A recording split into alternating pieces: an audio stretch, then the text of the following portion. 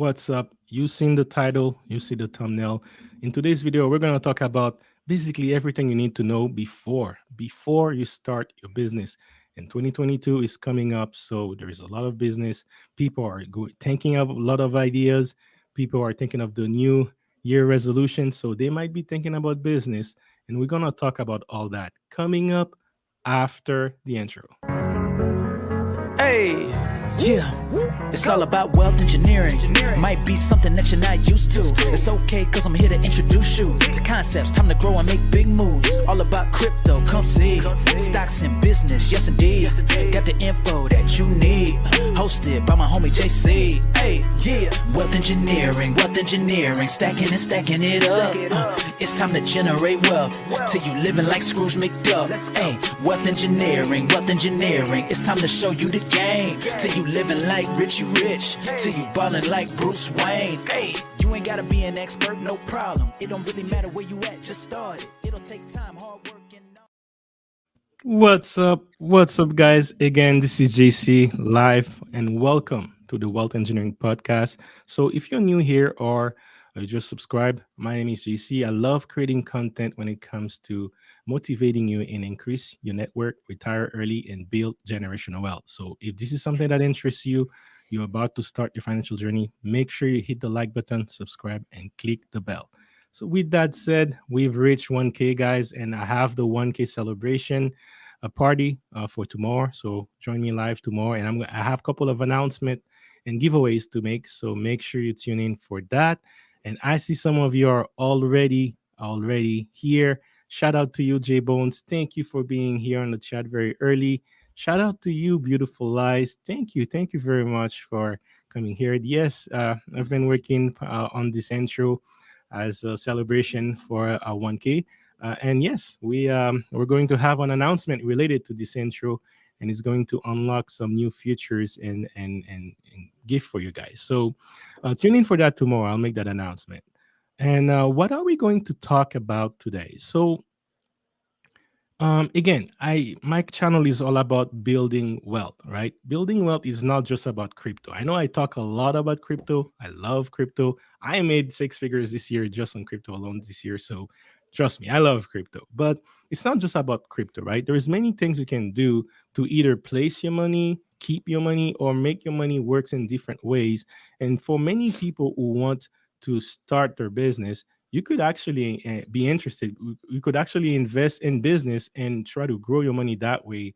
And think of it this way: the more income you have, the more money you can invest in stocks and crypto. And that's why it's very important to look at, maybe your business or side hustle, whatever you can talk about it. And what I wanted to talk about today was, I would say, before you start business, I would say there's many things you need to think about. There's many things you need to know, but I would definitely narrow it down to 3 points. I would say value, and then marketing, and then sales. You need to know these 3 points before you even start your business and strategize for your business. Now, in today's video, we're going to focus in one of these 3 points. We're going to focus on the sales part, but it's all related, right? Sales, you have to have something of value to provide. You have something of value to market so that other people can be attracted to what you have to offer. And then the sales aspect where you close, you convert the interest of what people have into income for you. So that's basically what it comes down to. And I could talk about sales for a while, but instead of doing that, I actually invited someone to join me on this panel today. So I'm going to bring him on the panel. But I think I love having this conversation with people on the panel, and the person I have to invite you here is someone that actually inspired me in my journey, in my financial journey as an entrepreneur. So without further ado, let me introduce to you Kevin Yee. How are you doing, sir? Hey, first of all, fire intro. I really enjoyed it. Like honestly, I was in the back. I was like, dude, pretty good, man. I really enjoyed it. Thank you very much. Thank you very much. Yeah. So hey, congrats. First of all, almost congrats to 1K. You're going to get monetized most likely if you hit the 4,000 hours, right? But Yep. that's a big milestone, man. How you feeling about that? Oh man, it's I've been on YouTube for basically 2 years, late Mhm. 2018 all the way to now.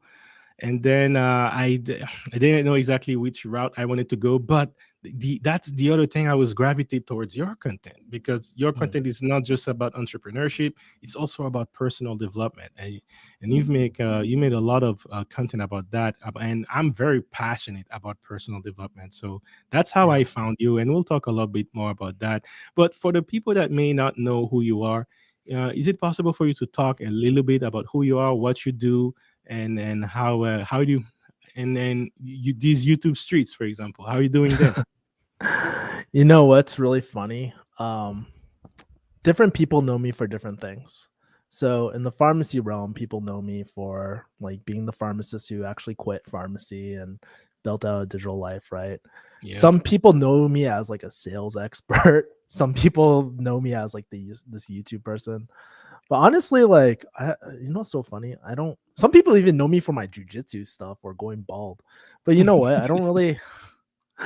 I really don't identify with any of that sort of stuff, man. I just like put out content that I just love. I just love lifelong learning. I love that personal development and everything from investing to selling to jujitsu to creating, honestly, really great marketing and branding and organic. I'm very big on organic.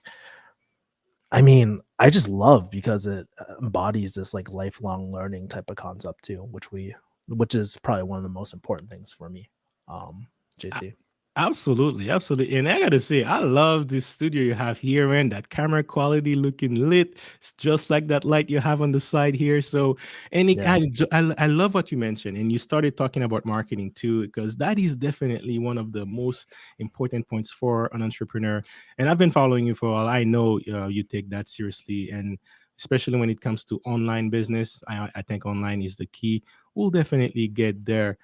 But hey, very quick story, guys, as we're coming in. So, how I found Kevin Yee, I found Kevin Yee about, I found his channel about 2019, late 2018, 2019. As you guys know, some of you know, uh, Dan Locke used to be a great inspiration for how I started. And man, see, whatever happens, I gotta give him credit. His book, "If You Money," changed my mind on how, because me too, I'm a professional.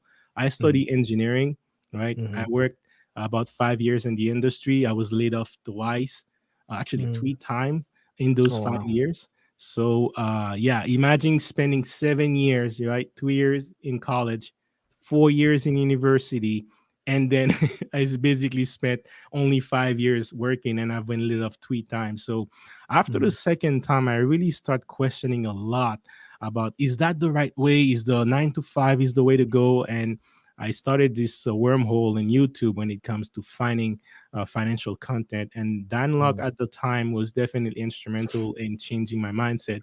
But as you guys know, my view on that changed a bit because there is some revelation about him. But that's how I found him too. I believe if I'm not mentioning, I believe you found Dan Locke as well in your journey. Yeah, it's kind of interesting looking back on it. Because like I don't know, you kind of don't know what you don't know. And the culture of like Denlock's programs kind of changed over time. Mm, So it had me kind of, and he was doing a lot of like unethical stuff, which kind of made me feel some sort of way. But I will give mm, Danlock this master curator. Pretty much nothing he puts out there is his own ideas whatsoever.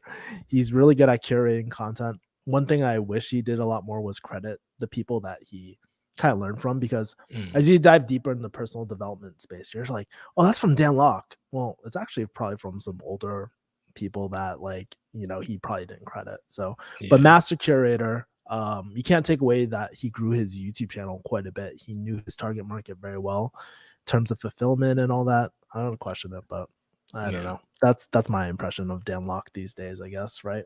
No worries, but let's talk a little bit more about you now. Tell me Sure. about. I know you who you are now. To me, in my opinion, you're a big YouTuber. Anyone that has more than 1K is a big YouTuber. So shout out to you. And you have many videos that went viral, especially in the pharmacy industry. And that Mhm. definitely helped a lot of people question, the 9 to 5 route, because many of us grew up with general baby boomers parents. These For baby boomers, it's basically go to school, get a job, retire when you're 65 and 70. So when we were growing up, a lot of that mentality stick with us as well.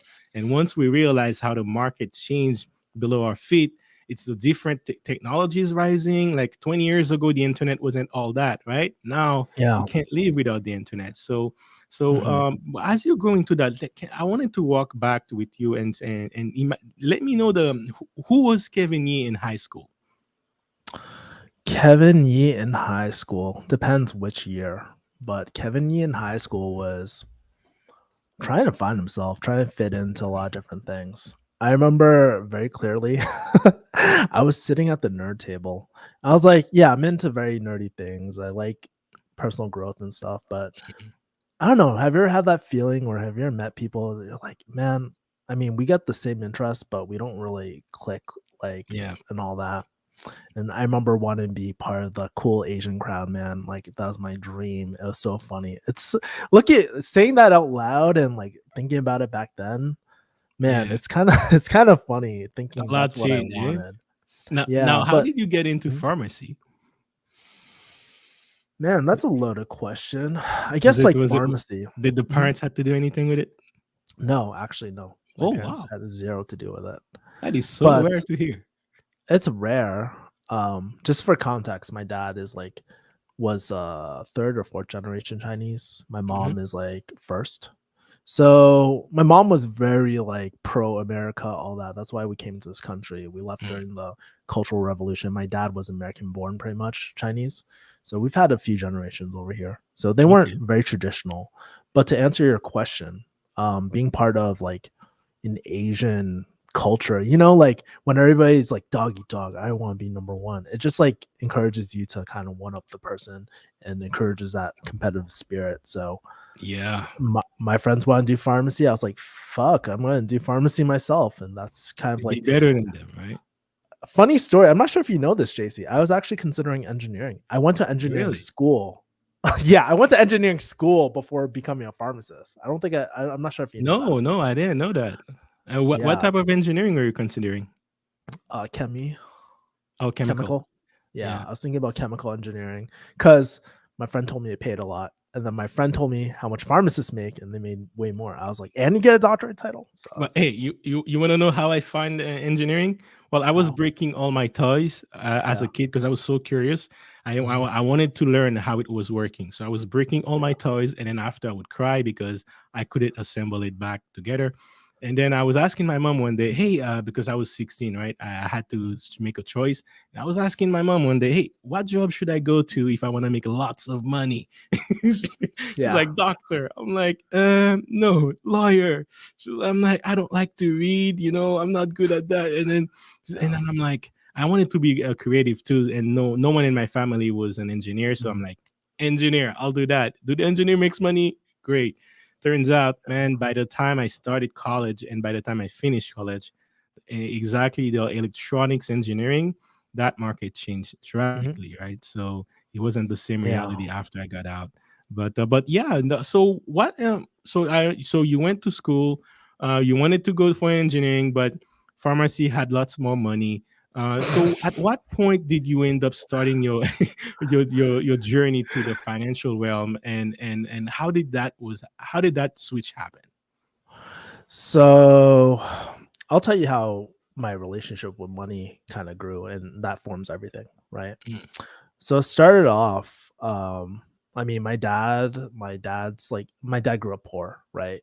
Very like they were growing up on government cheese, all that sort of shit, right? mhm, And then so my dad always had this idea of like saving money. So he would every single paycheck, you just throw it into the bank, never invested a single cent, right? mm. My uncle, he was my dad's brother, like pulled me aside one day at like a family party, and he was like, "Yo, he was like, Kevin, don't be like your dad. Like you can't just throw your money in the bank." I was like, why not? And that was when I started learning a lot about investing. And I learned that if you're not investing, you're losing money to inflation. And now that I remember that concept blew my mind, right? I was like, About whoa, how wait. old were you when you find that out? I was like 11 or 12. Really? Wow, you're lucky, man. Yeah. I couldn't put it into words. Like I couldn't be like, hey, the rate of inflation is like is a lot more than like Mm, the interest rate of a bank. But I knew that like I was losing money. And so that was the first exposure to like risk mitigation for myself. Right. okay. And then as I got older, like in my pharmacy career, and I started like, I'm big on education. So I used to follow this guy named Ramit Sethi, Hmm. really big in the financial, like in personal investment and all that. He's launching these courses. And I'm like, oh, interesting, right? And then I started learning like business stuff. And then I was like, through this, like, my main point is I was kind of learning how to mitigate risk in the eyes of a business person, right? And it wasn't just like, oh, one of the days I want to be a business person, I want to do entrepreneurship. It wasn't like that whatsoever, Mm, right? It was kind of like a first it was investing, getting acclimated to assessing risk that way, then doing things at my job, realizing that I didn't really like it, and then I was like, there has to be a better way, and then learning these like skills and stuff. So it just naturally progressed that way too. mm. Awesome. Well, thank you for sharing that because I think a lot of Mm, us go through that, especially millennials. I hear a lot, especially when you go in the professional realm. People go to mm, university, they start working, and then they end up not liking what they do and looking for something else. It's usually happen around 28 years old and 33 years old. Within this range, there's a mm, lot of kind of like I don't know if it's a quarter midlife crisis where you go through mm. and then you start questioning all your decisions and all that. Yeah, And often it starts with looking in business. That's actually something that happened in 2020 when the CV-19 pandemic. happened. A lot of Mm, people went on side hustle, and that's what I wanted to talk today about. What can you do sure. before you start your side hustle? But before we get on the topic here, I wanted to ask, looking back at everything you've done so far, what would you say is your biggest lesson and what you have learned along that journey right here? Like whether it's professional, whether it's in business, what would you say is your biggest lesson you've learned so far? I think the biggest lesson that I've learned, well, you can take that multiple routes, but continuing on with my story before, I think learning how to seek alternative perspectives has been the most valuable thing in my life, right? I didn't realize that because I invested, I looked at risks fairly differently than everyone else.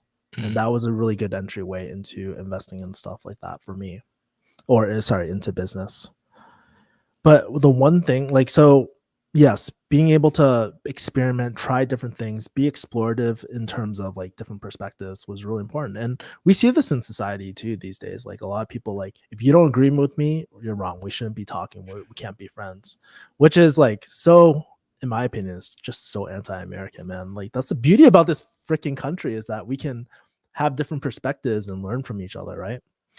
But with that being said, I also wish, like for me, back in the day, that um I seeked out more mentorship and more, I guess, like-minded people, right? Like real good friends who also had the same ambition. And to take it one level deeper, goes down to mental health because I felt like at the time I didn't deserve to have like those people around me. I didn't deserve to have those friends because of my relationship with my father and stuff, which we can take it that way or not. But that's a major thing. Like you see how it bleeds, like mental health, like the personal development bleeds into the way that you perceive the world and the people that are around you too. It's just really, really interesting. mm. At least in my case, I can speak for myself, can't speak for others. Okay, okay. Well, hey, thank you for sharing that. I agree with you, man. Yes, me too. In case you didn't know, I'm bipolar myself, so I'm Mm, actually very prone to having depression all the time. And mm, I found my life purpose. And the day that I discovered that I was an entrepreneur and embraced that was also the same day I found my life purpose. And it was also the same day I figured out the cure to my depression, which is Mm, basically focusing on your life purpose as opposed to your current mhm, situation, and find ways to tune whatever you're going through with as fuel to and energy to help you move forward. So mm, yeah, I went there too. I understand. I relate a lot with what you're saying here. Mental health, part of that too, and surrounding yourself with like-minded people.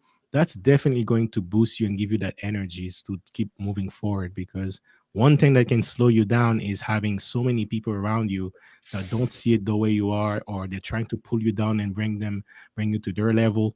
And yeah, that could seriously slow you down. Can But I interject one more thing before yeah, we go move ahead. on to next topic? Like, honestly, the biggest thing that has helped me in business or just general happiness too, the biggest thing is actually these friends. My best clients are all my friends, right? Mm, Believe it or not. I refer a lot of work over to my friends too, right? And they've like, for example, one of my friends, he runs a marketing agency. I referred him a really good friend that I met through a course, and they scaled past like the two comma club within the first like 8 months. well, That was unheard. The guy was making 4 to 16K per month on his offer and stuff like that before, but being able to scale that, put him on the map. More people trusted my friend's agency too after that, right? And it changed their world. mm, And me being on the recipient, being able to connect those people and connect really cool people together, that's added so much value to, like, it's made me super happy, but also is like the power of having like-minded people too. It's really really cool. You don't need to buy a guru. Like, it's so different. Like, when you have friends who are top performers, it's yeah. different. You guys work with each other, you guys refer over stuff. So just want to interject there, man. Oh yeah, of course, I agree with you. I agree with you there. Let me give a quick shout outs on the chat before we move on. Shout out to you, Mayomi. I haven't seen you before, but if you're still here, thank you for watching the channel, supporting. Make sure you hit the like, and hope to see you again. I really like interacting with people in the chat. Natasha, thank you for coming here and supporting. Gail, hey, shout out to you, and thank you for starting your YouTube. Yeah, finally starting your YouTube. Whenever I can, I'll come and support. So good luck on that, and happy to have you on board with us. She and man, again, the best moderator online, best moderator in the business. Hey, If you need JC. anyone to moderate your chat, or if you're doing a stream one day, holler at her, man. Best moderator I've ever seen. She stole my thunder. Shout out to you. Well, thank you for the intro. Thank you, Pastor Tori. Thank you very much. Shout out to you. And let me see. Let me see. Aaron. Hey, Aaron, make sure you tune in to more. Shout out to you. Hey, thank you. Thank you, guys. Big Bad Bull. Thank you for coming here and supporting. And let us go, guys. Let us go. Can I ask one question to the Go audience ahead. to drop in the comments? I'm not sure if anybody's done this, but I know how important engagement is, and also to pour back into you too, man. Go So, ahead. Go ahead. like, if you're Yeah, wait, watching wait, this, if you're let watching me. this in the comments, let let JC know why you, like, what got you to follow him. I know for myself as a creator, having that feedback. I'm not sure if you're doing this right now. You should, after this thing, screenshot all those comments, like why they follow you, and it'll just lighten up your day whenever you're having a rough time. So, um, Yeah. let me know in the comments, why do you follow wealth engineering? Like, All the right, here's legit a reason, question how for you you guys, found it. chat. Why do you follow wealth Mhm. engineering? I'm very curious. I'm very curious myself, Yeah. but I can tell you, many times. There was a time I didn't. I started YouTube last year very like consistently. Then I stopped because I wanted to change my strategy on YouTube. So it took me 4 months to kind of like settling it all down, making a plan, and then now I'm kicking it off again. And even while I was stopping, people were commenting on some of the videos that I made, and that alone was motivating me to Mm, start again. So yeah, yeah. hey, I have some question here. I have some answer here. Is enthusiasm and transparency. Well, thank you very much. Thank you, Natasha. Uh, what are you saying? That's a great idea. Like to screenshot. Yeah, thank you very much. But hey, let's get on the topic, and because I know we only have an hour, so let me try to fit as many questions as I can. Because again, guys, we're going to talk about the most important things that you need to start before. before you start your business. And the reason why I brought him here is because Kevin is really deep on high income skills, especially selling. He talks a lot about sales on his channel. That's one of the ways you make income. And yes, I wanted to know right now, currently, what are you doing right now to engineer your wealth? Mhm. You mentioned it a little bit earlier, right? Like, so I came to this realization, like when I was in the pharmacy one day, right? I was making six figures, all that sort of stuff. And I was working in the pharmacy, but I just didn't have enough time to enjoy the things that I really want to do, like jujitsu or see my family during the holidays and all Mhm. that. And I was like, what's the point of all this, right? And why do people save so much money for retirement, right? The whole strategy between a Roth IRA, 401k, all that is to save on taxes so you can have this big lump sum so that you can withdraw from that and get some sort of cash flow.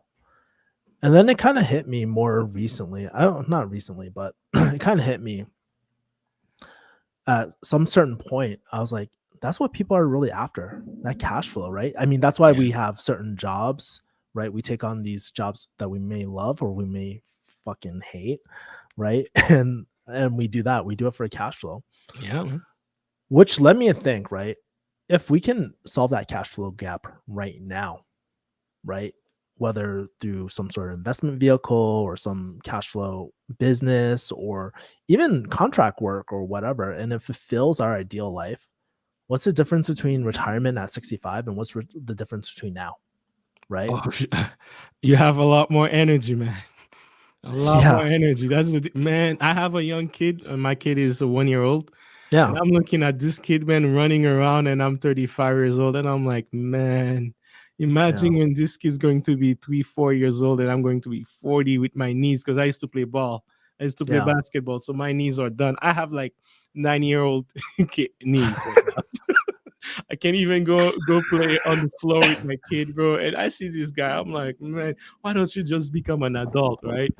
Yeah. Yeah, don't worry, I got you. So yeah, why don't you just become an adult? That's all I think about right now. But you're right, man. A lot more energy. People like to travel. People like to you can't do that, and you can't do that at 65. And I don't want to mention the name because many people want to keep their life private. But someone in my family, very close, right? Mm. Their mom spent her entire life, right? Single mom, and spend the entire life working, saving for that money, right? Making sure their kids go to school, have a great life, and then guess what? Was fired or laid off to her job at 62, right? She about to take her retirement at 65, but was laid off at 62. Okay, then um, Yeah. died at 64. So never end up pulling out that money that you spent 35 years putting in, right? So that I Yeah. find this so crazy. I find this crazy because you can spend a lot of time, and I honestly, my honest thought is the reason why her immune system was so low and she got something, she died from it. It's because she was depressed from not working, right? You stop working at 62, you can't really go back on the market on the same job, or so that's going to Mhm. cause a problem. But don't worry, if you want, you can turn off your camera and have the audio alone if you want. That's no problem with me. Yeah. But yeah, I agree with you there. So basically, what I Yeah. hear is you started this you're engineering your wealth because you want to basically own get your time back, right? You wanna have your freedom back. You wanna have your time back. And that's what you're doing well. But are you doing sales? Are you doing consulting? What exactly are you doing when it comes to as an entrepreneur? Yeah. So it was really interesting. So I left pharmacy. I don't dived into the world of high ticket sales, all that sort of stuff. And what I quickly realized was like, fuck, I have another job. I essentially had bought myself another job. Mm, And I'm like, yeah, I have the potential to make a lot more. I have the potential to save a lot more time and all that. But really, this is not filling this gap. And so I took a hard look. Actually, it was like beginning of last few years, more recently within the last actually few months where I just like looked at my life and I was like, is this the way that I want to live my life? Not really. So I was like, okay, this YouTube channel, like the YouTube channel I have brings in cash flow to me and I love doing the content. Like I love doing the work. I see that. And Yeah. that's yeah, and that's what that blew my mind. I was like, okay, this is sustainable because I love doing it and it brings some sort of cash flow. I can not post any videos, but I get a good like anywhere from $700 to $3,000 per month just on my YouTube videos alone. Actually, recently it's been pretty low. Like it's been like 2 or 3, so it wasn't that good. But like typically, it's usually like anywhere from 7 to 3K. I'm like, wow, that's really really cool. But then I was like, well, I spent all this time into high ticket sales, inbound closing, whatever you want to call it, it's all the same thing.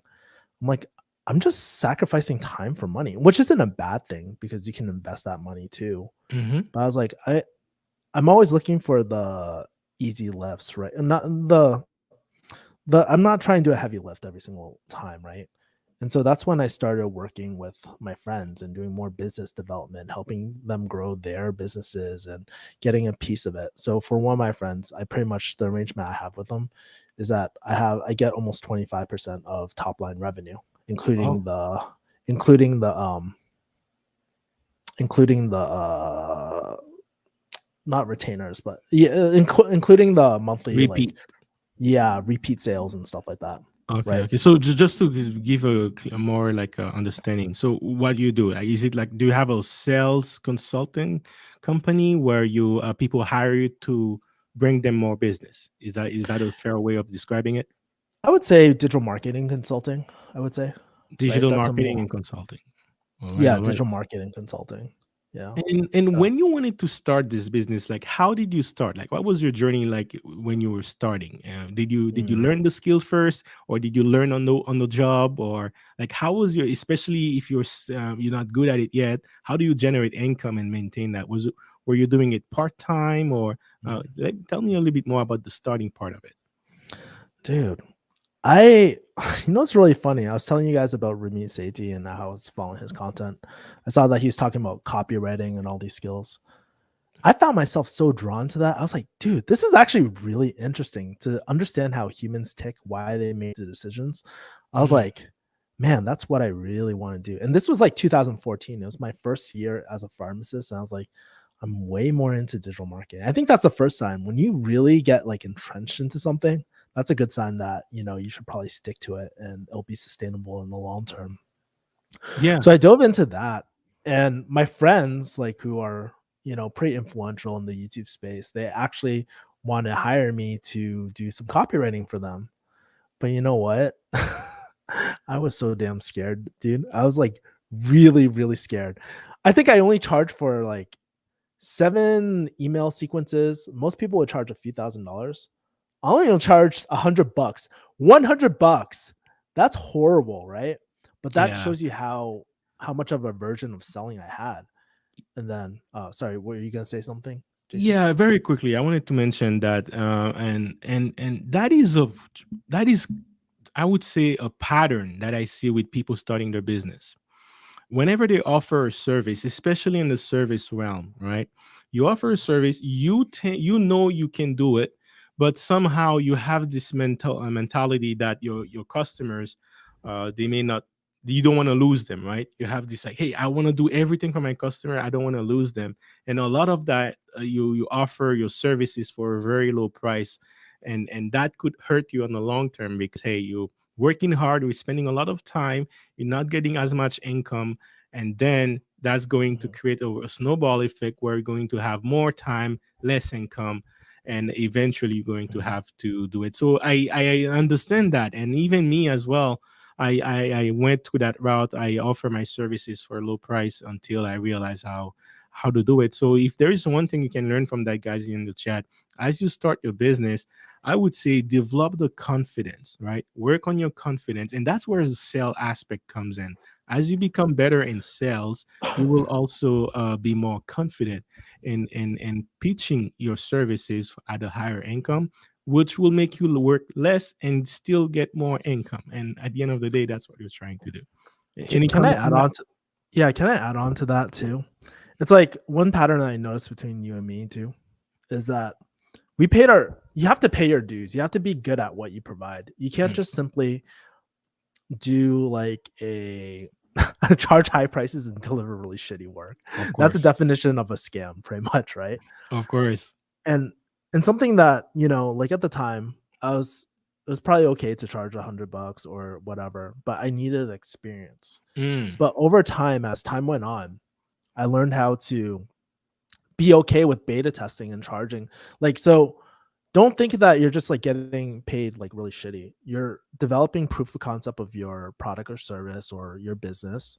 You're also beta testing. So you're doing a product market fit, mm. right?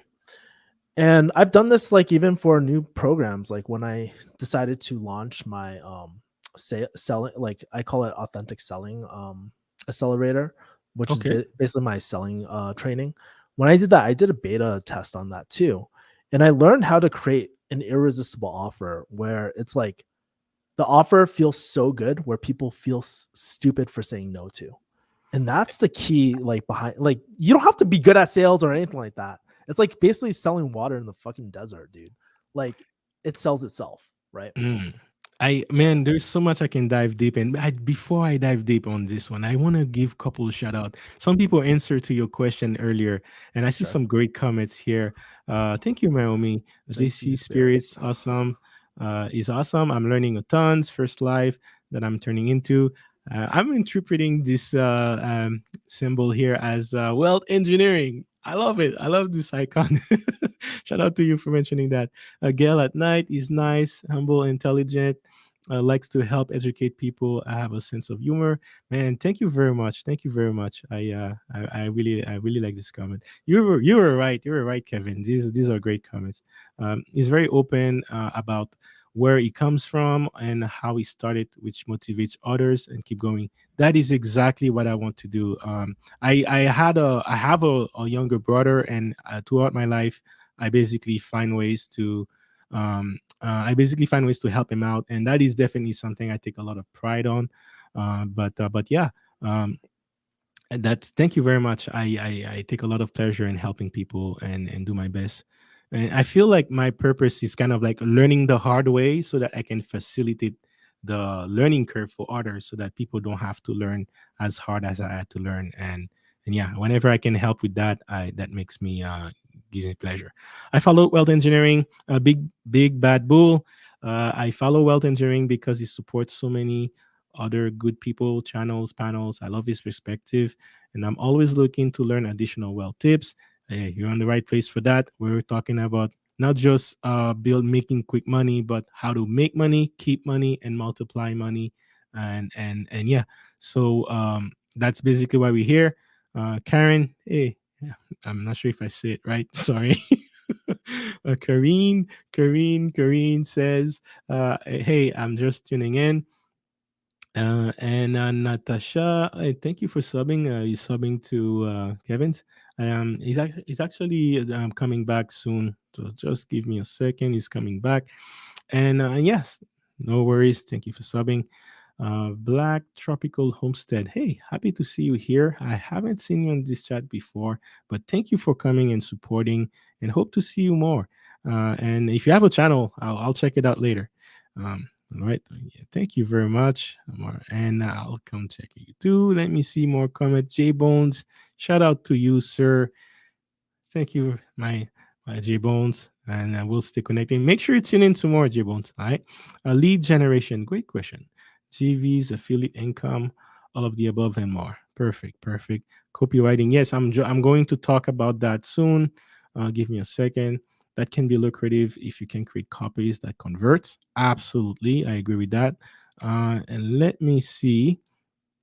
Let me see. Cash flow. Know about tax. That's why you're following wealth engineering to know about tax. No worries, man. No worries. All right. So what I wanted to mention is you mentioned great comments. I like what you mentioned. All right, and it's the way you approach sales is you kind of like implement the marketing in it, so that, as you say, you facilitate it sells itself, right? It sells itself. Now, for those who may not know, copywriting is the art of selling in a written words. All right, so let's say you write words, you write a letter, you write an email, right? You might even write a kind of like a ghostwriter, like artists, they have ghostwriters. So if someone want to do a pitch on a visual, you can write that ghost writing sound for them as a copywriting. And it's basically a way, basically, you the art of selling uh, in the written words. Now, what is selling? It's basically taking someone's interest, all right, taking someone's interest into converting them into making an action that's going to get them a valuable product, right? So it's either a product or a service that you're offering or you want to offer. So you have to find people that are interested in what you're doing, and then basically get them to make that decision. So you have to provide why should they buy it, right? You have to tell them what's in it for them, why should they buy it, and yes, if they agree with you, they'll pay, they'll put their money, and at the end of the day, that's the biggest validation. Now, talking about validation, one thing you mentioned, Kevin, was that you were doing beta testing. And I think as you're starting your business, if you're not sure which route to go, that is absolutely a great idea, a beautiful idea. And I want to mention this. That's exactly what does, right? Engineers, we're good at beta testing different strategies, see how it works, go back in the room and make the tweaks, and then put it out there again and repeat that cycle until we perfect that system and we have it adopted in many different scenarios. These are the same principle that I use to build my wealth engineering strategies on how I built my own wealth. So I beta test a lot of things. I have a feedback loop that keeps me updated on what's going on, and then I make the adjustments. Whether it's my investment, whether it's the way I speak, whether it's even the way I run my YouTube channel, it's just a principle I live by. So happy, thank you for mentioning that, because that is absolutely true. And one of the question I had for you is, what do you think of providing a service for free, to kind of like as a beta testing and also as a way to get more customers in your door? Free is always kind of tricky. Um, I mean, I don't think there's anything wrong with doing things for free, especially if you have like zero experience and all that. Mhm, But I think what would benefit people more is getting one proof of concept through paying mhm, customers, right? Making sure that people can pay and that they're willing to pay. mhm. And so what I would do like is create an irresistible offer, right? Where it's like, okay, Is it like the Godfather, something that the client can't refuse? offer he can't refuse, right? Yeah, pretty much, right? I never watched that movie, by the way. Never in What? my Oh yeah, I man. know, dude. What kind of millennial am I? Right? Oh Like, man, yeah, exactly, man. I'm from uh, Haiti, man. I grew up in Haiti, and I found it in Haiti, bro. dog. I never watched that movie in my life. But Oh man. anyways, yeah, making an irresistible offer. I mean, like at the end of the day, like you want to provide an irresistible offer where it's like, hey, for example, let's say if I was digital marketing, right? I'm really into digital marketing. I want to have an agency one day, and my offer would be to like, okay, for X amount of dollars, I'll build your funnel, I'll test it, I'll make sure that you have a profitable funnel, and if we don't by the end of 12 weeks, guess what? I'll work with you until you do. You don't have to pay me a single dime until you're profitable, right? Yeah. Something like that. That might be that way you can test out proof of concept and Mhm. also make sure that that they're getting value, right? That's how I would structure something. There's actually this really great book. It's on my bookshelf over there, but it's called $1 Million Offers, and it talks about how to create a irresistible offer. It's one of the A most million dollar offer. that Wow. it's actually my most frequented gifted book this year alone. Wow, good. Yeah, I mean, you always have this book. Actually, if you want to go get it, I'll hold the chat Sure, while you go get it. But yeah, I'll go I grab it. actually got a book advice from Kevin as well. Was it 2 years ago? Actually, 2 years ago, he gave me the book advice. Your personal MDA, my personal MDA, and yeah, That's the book, right? My Personal MBA. That I remember I was asking Oh your book no, for 2 years ago that we are talking about. pers. Oh yeah, that's like my personal MBA over in the corner. I have a lot of books. Like Yeah, if I I know change you my like camera books. So guys, angle, if you want to like do business, dog, like if you want to do business, guys, definitely check this book out. My Personal MBA as well. Oh man, this is literally an MBA program. Put it into a book in a way that you can easy digest the information.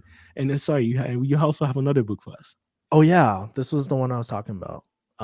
It looks This like a guy, 100 million offer. It looks like a great book. it's a great book to gift to. It's I gift it to all my entrepreneurial friends, and we can talk about building relationships because this actually helps me get a lot of clients. All my clients who I work with, they subscribe to this concept of making offers so good that Mm, people feel stupid saying no to.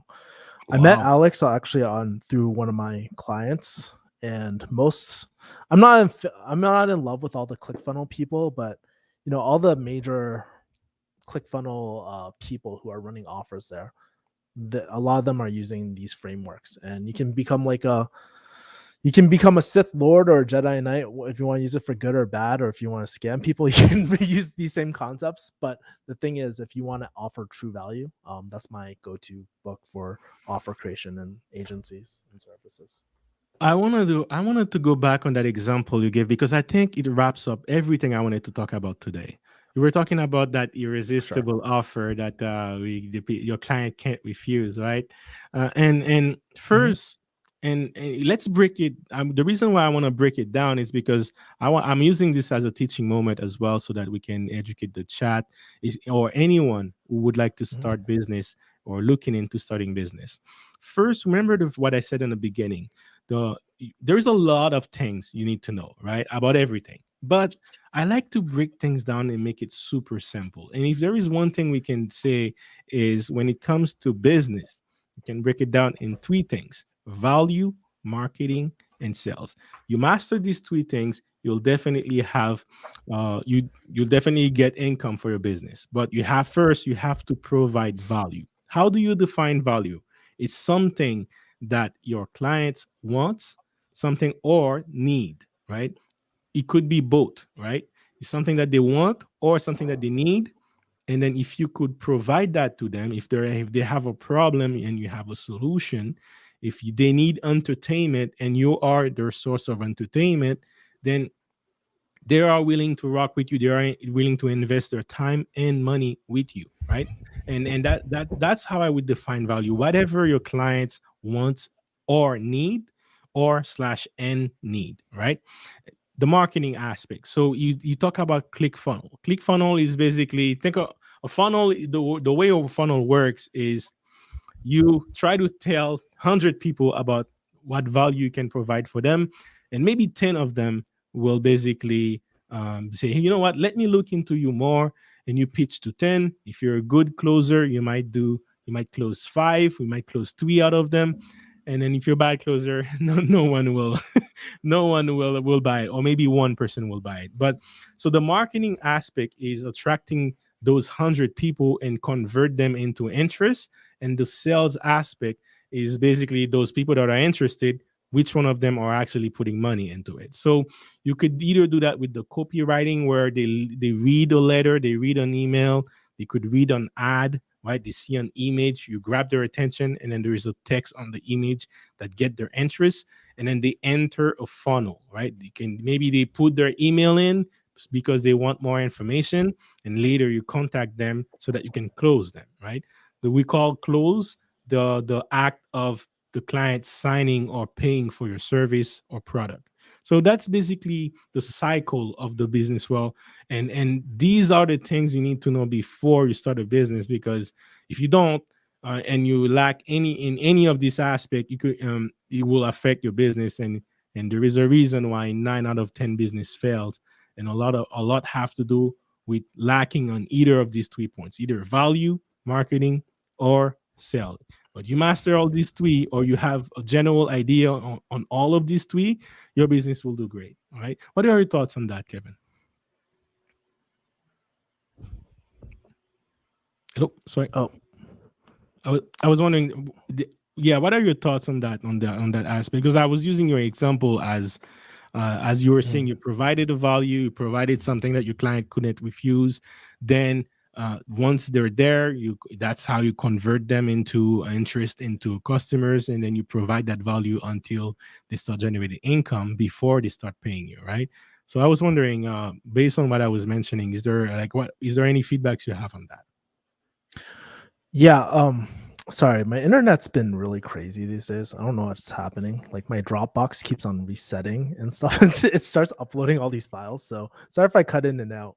Yeah, I no think I worries. figured it My out. YouTube mentor, we call But that we're struggling streaming already.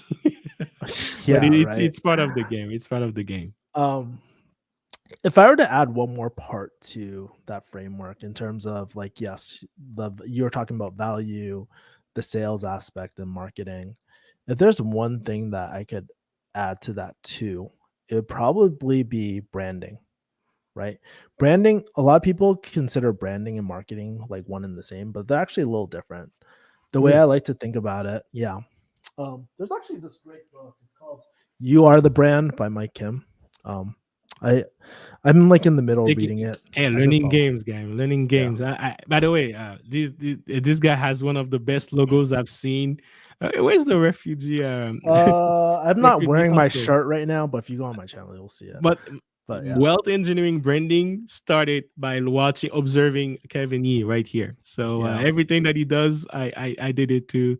And I was studying you a lot when it comes Mhm. to branding. I love branding, by the way. But I Yeah. always, I think I made that same mistake too, Mhm. thinking branding and marketing was the same. And based on what you're saying, it's different. And how are they different? Yeah. So the way I look at marketing is like, do they know you? But the branding part is the feeling that they get from seeing your business. Do they Mm, trust you? Right? Think about it. It's kind of like dating, right? Like I like to think of funnels like as dating. Okay. So marketing, yeah, a lot of people can know who you are, but are they actually considering you, right? All have exactly. friends. We've all been friends. So Yeah. just to make it like a visual. So Mhm. marketing is like swiping right on Tinder, right? And then let's say you swipe like 100 to 100 people right. So that doesn't mean that they're considering you, but your Well, branding would be a picture, a profile picture that you have there. I would say that the if we're using Tinder as an example, it's like that You impression, use right? dating. It's like that person that you always swipe no to actually. You're like, hell no, right? Every single time. You know who they are. That's technically marketing, Oh, but okay. it could go either way. Do they know who you are, right? Are they Okay. familiar with you, right? Then we go, so it goes from knowing to liking, right? Mhm. So that's if they swipe yes on you. And this is where like things like content marketing come into play. And this is where branding comes into play, where you're building that trust over time. And the beautiful thing about YouTube and content marketing is that it works while you're sleeping. You can impact people around the world. And this is how you build trust with people too. So Mhm. maybe, in the Tinder thing, maybe you're a really good copywriter, you're good at sending the text game. Maybe you're good at talking on the phone and stuff like that, or you're good on video and stuff, and they want to go on a date with you, right? And when you seal the deal, that's like the sales transaction too, right? That's kind of like how I would compare it. But just in case, like we So like it, what's the closing part in dating? Is it actually getting the date or is it after the date? well, it depends what you're looking for at the end Oh, of the right, day, right, right? right. Right, right. So yeah. I don't know how explicit you want me to get, but like, Hey, man, it's all right. It's a grown people podcast, but yeah, I think I agree with that. I agree with that. It could be yes or no. Branding, man. But thank you very much for mentioning this. I love inviting people and learn from them too.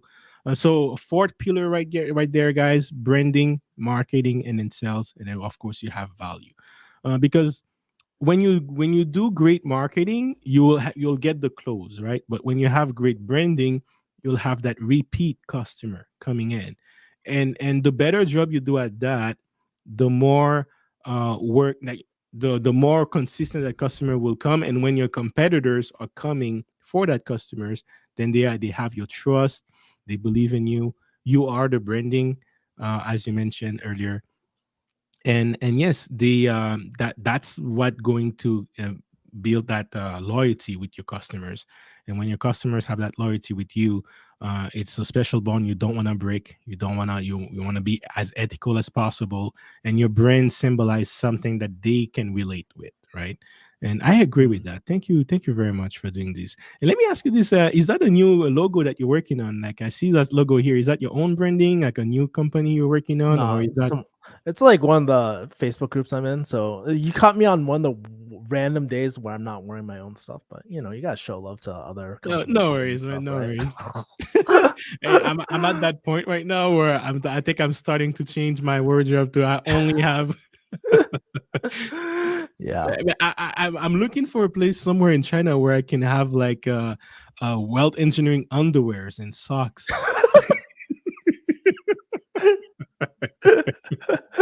Yeah, man. I love branding, man. I love branding. Yeah. But thank you for mentioning that. I see it in entirely different ways. And that's one of the things. And guys, I don't know if you caught it. And shout out to you, Gail, for starting your YouTube channel. Um, and I don't and again, I don't know if you caught it, guys, but one I don't did you know, Kevin, that one of the fastest growing small businesses was being a YouTuber? Oh, well, now I know that.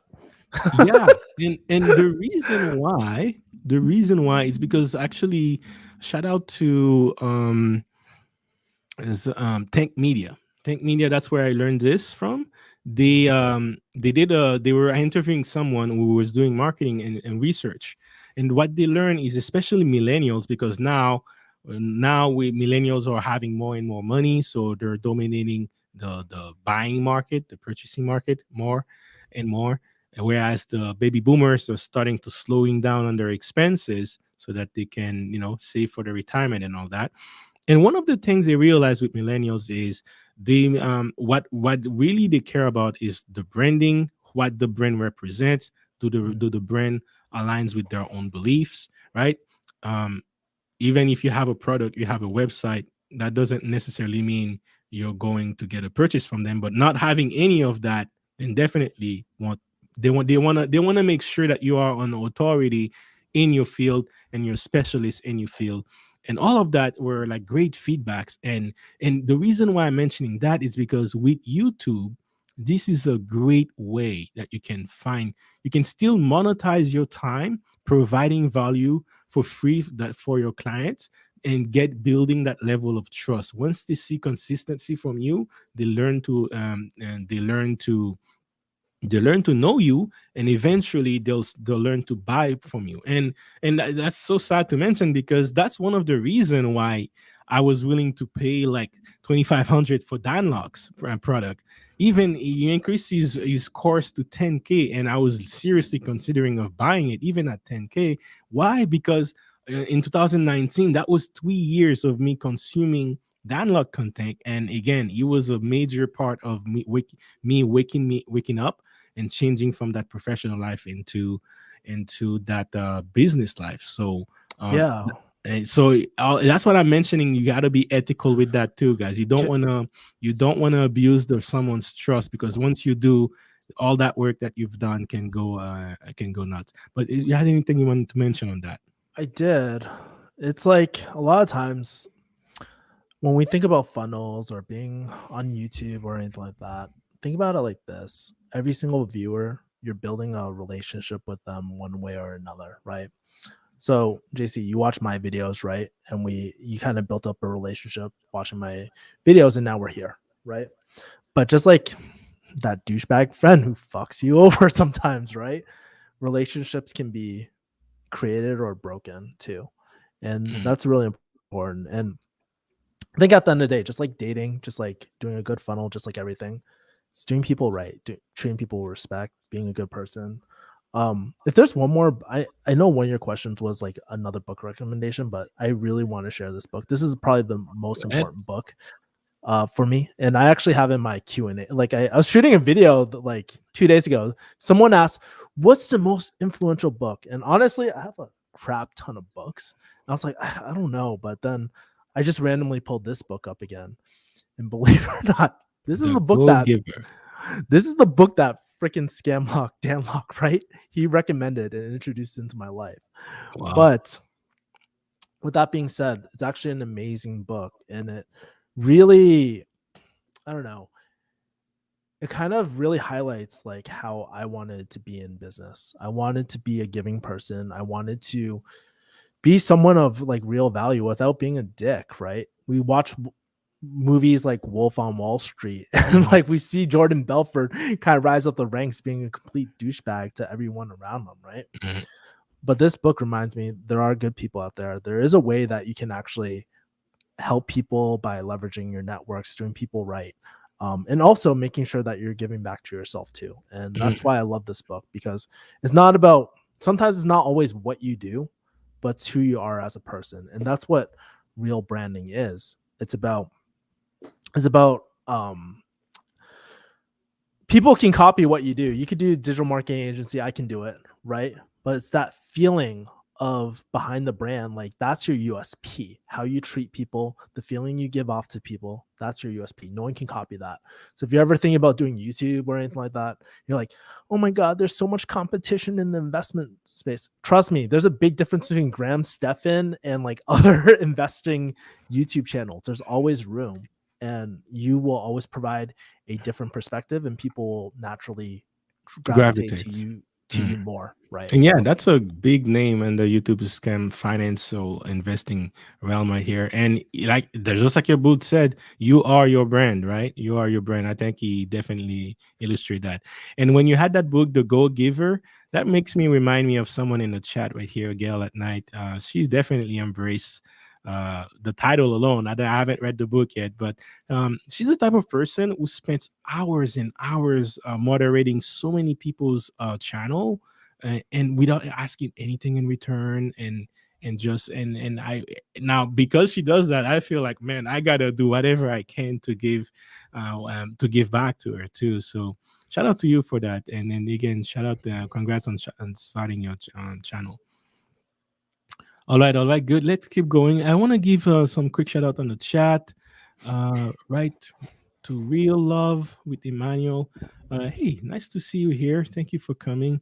Uh, and I hope to see you again on the chat. But thank you for being active, guys. And please hit the like button as you're coming in. We ain't signing S. Hopefully, one day I can have you on the podcast. He's actually, I believe he has a business in Shanghai, China, and he's an entrepreneur doing very well there. Man, you gotta help me out, man. I'm trying to do a clothing business here. I need some underwear, man. I need some wealth engineering underwear. Dog. I can't. One thing that pissing me off, and I was like that since I was a kid, right? Every time I buy something and I see another brand on it, I, it bothers me, man. It bothers me a little bit. I want that to be my own brand. So one day, if I make it, this is how I know I'll make it. When my house, I go in my wardrobe and everything in there, the belt, like shoes, everything is my own branding. You think people at like Balenciaga, like back in the day, and like all these other Gucci, like all these people, were they? Do you think they were all 24/7 wearing their own stuff? You think so?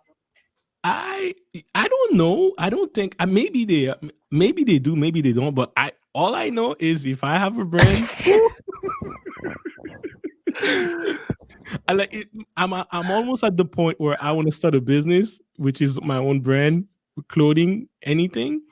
And then I actually don't care if anyone buys it because I'll be buying it so much. that's Yeah, it's that's usually how the best products actually start. It comes from like a personal pain point, and you are the target market, so you know what's good and what's not, right? yeah, So, yeah, that's actually, you bring up absolutely. actually a good point, a solid point. You know, How about you? Do you think that they wear their own merch I only don't know. or most of the I don't time? I don't know. I think like in order to be a good anyone, like they probably, you gotta do some market research. You gotta be aware of what's happening Mhm. around the people around you. So maybe, I mean, like my friend, he designs clothes, right? He does clothes. He loves looking at other people's clothes because he gets inspired. So I don't know. Maybe. Perhaps they were buying other people's stuff for market research, or they just genuinely love clothes in general, right? Amen. Absolutely is. People in the chat are already saying thank you for sharing the book. Yes. Actually, so far I've got two books recommendation from Kevin, and both of these books were impactful. You're welcome. So yeah, I'll check out these two against. But it's definitely the 100 million like offer we mentioned earlier. I'll check that too because I think I'm at that point here where I need to apply some of these knowledge here. Let me see. I'm the best mod. Come on, man. Calm down, calm down. But By the you were way, side note for that $100 million offer. yep. We scaled my friend's agency to a multiple six-figure agency like in less than half, like in just a few months, actually, just using that framework too of Wow. like irresistible offers. I increased like my coaching offer too, and not only did they get more value out of it, but like financially as a business, I did better than I ever did. Mm. All through organic marketing. I did not do one single paid advertisement, did not send one email out. It's through the power of a great offer and great branding too, Yeah. right? Oh man, look at this comment, man. These guys are trolling me already. I know. Well, Thunderwear. That That's so was pretty funny, clever. dude. That was clever, man. Shout out to you for that, man. Shout out to you. Oh man. Let me see. Let me see. Someone new here, Cecily Williamson. Shout out to you. Salute to you for coming here. I don't believe I've seen you in the chat before, but welcome in. Welcome into Wealth Engineering, and make sure you subscribe, guys. Let me see. Yes, absolutely. I agree. Let me zoom out so you can see. Look at these lights, man. His setup is lit. Thanks. I have like multiple cameras too and Oh, stuff look and at all that. that. You Hey, can't look even at see that yourself if you want. flexing on them. All right, all Thank right. you. I appreciate it. Hey, no worries, no worries. All right, so let me ask you this. All right, so how would you define high income skill, and why is it important? That's actually not my term. That's like a Dan Lok How would you term. call High income it? skill. How would you call it?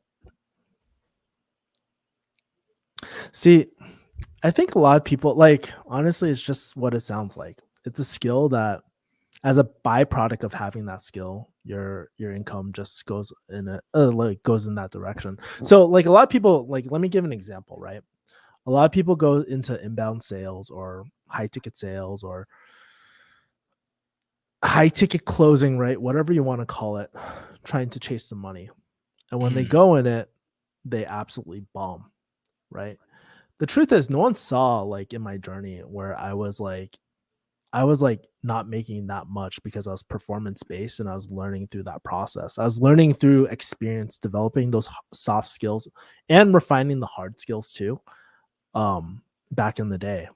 And as I got better and better and better, like the as my skills got better, like my income just was a byproduct of that because I mm, got better. But it was never the main focus, right? I just wanted to focus on getting better.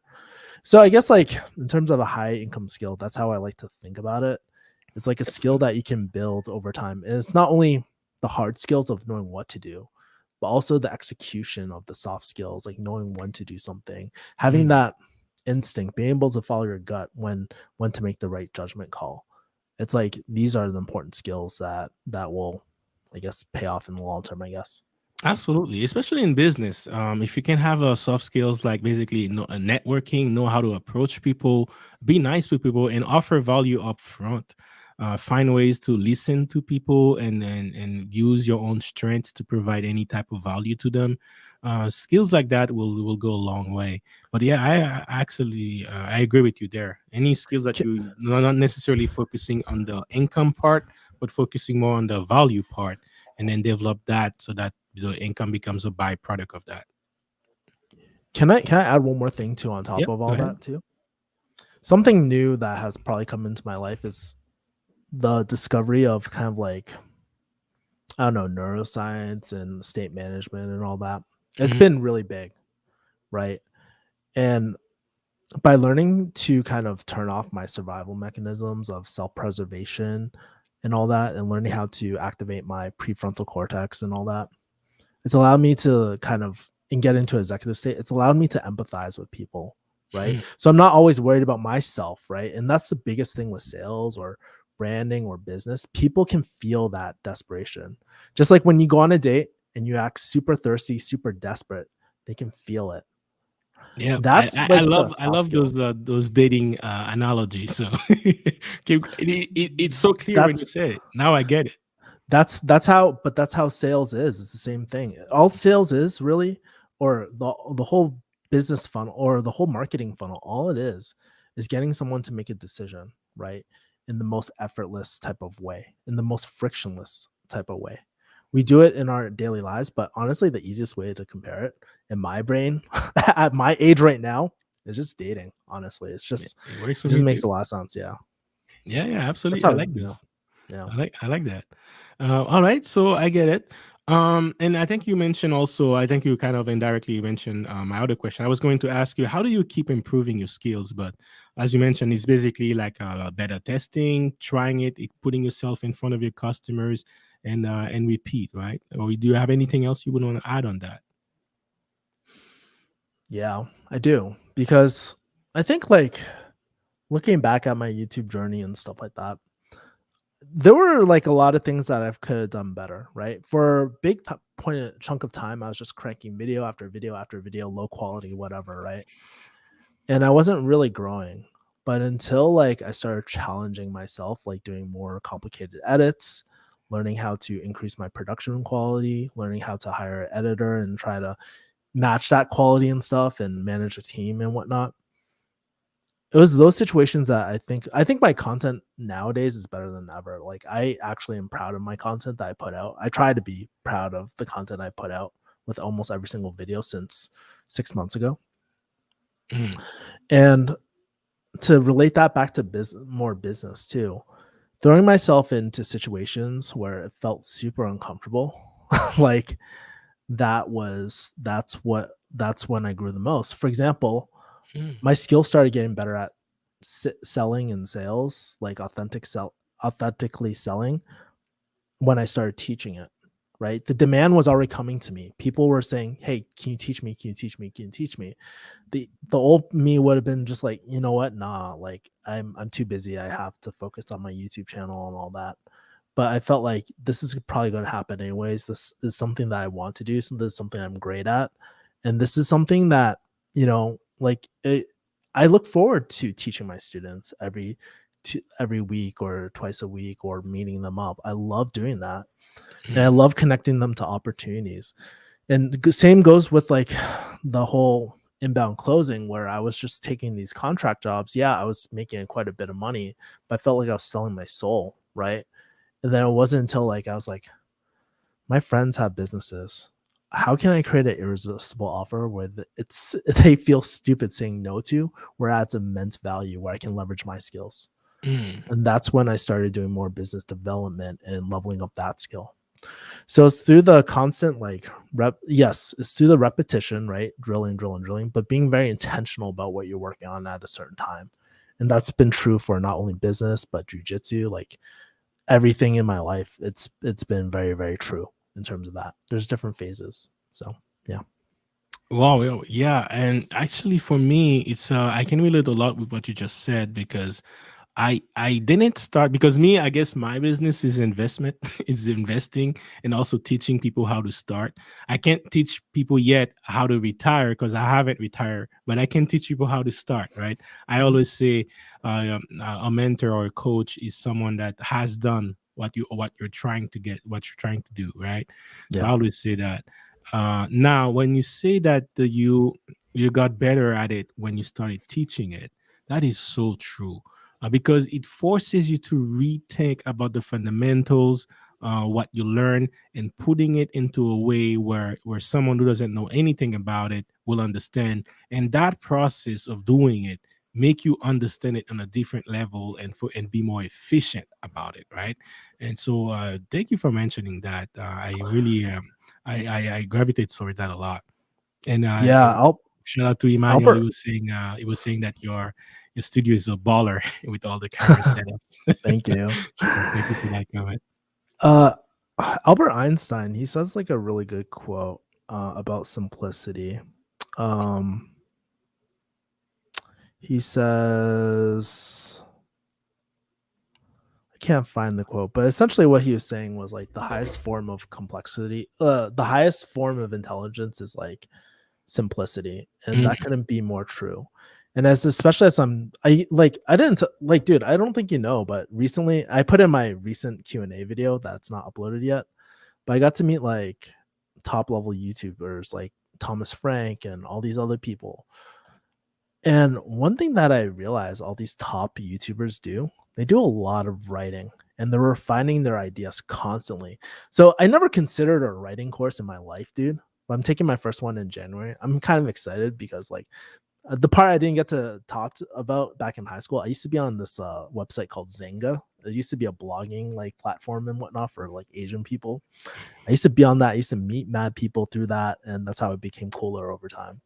mm, But what I realized by blogging and writing my ideas, and I just jumped on Twitter recently too to test out my ideas, is that by writing, having to produce content, you're right, it refines the idea to a simple type of thing. That dating analogy, that's not the first time I've come up with that. I refined it through teaching. I had to think about what is analogy that most people understand, that people like get like instinctually, that I don't have to explain a lot. And mm. it's always two things. It's dating and food. Dating and food. It's Yep. always that. Every single person can relate to that. Your mom can relate to that. Every single person. That's the keys to a man's heart.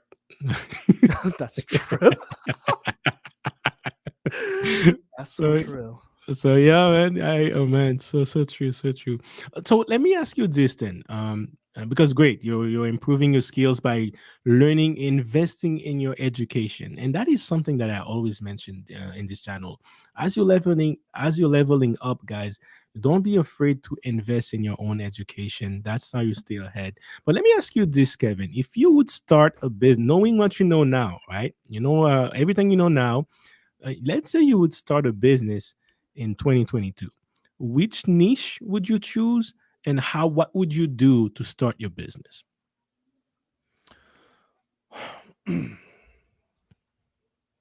I know that's a tough question. I would do the exact same thing I'm doing now. Mm. So you let's say you would start with copywriting. Is that a fair Um, start, or is it more like the business development, working towards that agency that you mentioned earlier? the end goal isn't really an agency, but Mm, this is how I'd approach things, right? Um, I would start I would start actually building. I hate the word networking sometimes. Like for me, it's like building relationships. You know, mm, okay, let me give you a really solid tip, like for anyone that wants to build relationships with high net worth people, right? So recently I met Charisma on Command. Are you familiar with that channel? yeah, yeah, yeah, yeah, man. For those who don't know, very young. These guys are young, but they're so wise for their age. So wise, and they have a great channel, guys. Great They channel. So I do. always check with them all the time. I'm big in personal development. So any big contents on YouTube for personal development, I'm pretty sure I've seen it at the very least once in my life. But I'm subscribed to them. Yeah. So they're a big channel. A lot of people love talking and asking questions, and that's perfect. You should ask questions and all that. But you know what? Very few people actually do. Mm, Very few people actually take their advice and implement it, right? And even fewer actually tell them if it worked or not.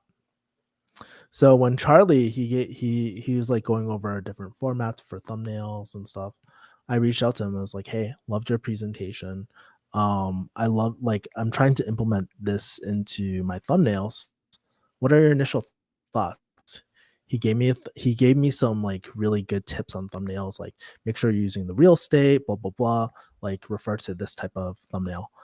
And so most people would just like either not do it or they'll do it and not let them know.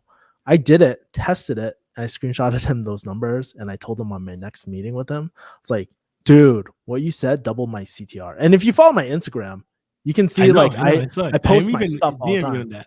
You did the eye emoji, right? But my point is like, okay, that worked for Charisma on Command. my jujitsu coach, he's a top UFC, like he's a top UFC coach too. Like, because we're out in Vegas, there's a lot of UFC fighters in and out.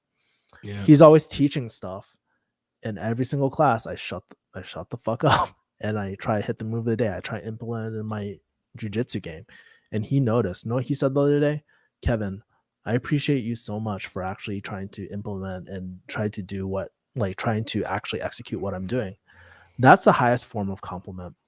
So with that being said, let's bring it back to business, right? I gave you like kind of like personal examples that happened actually relatively recently. And I've been doing this like a lot of my life to build relationships with people.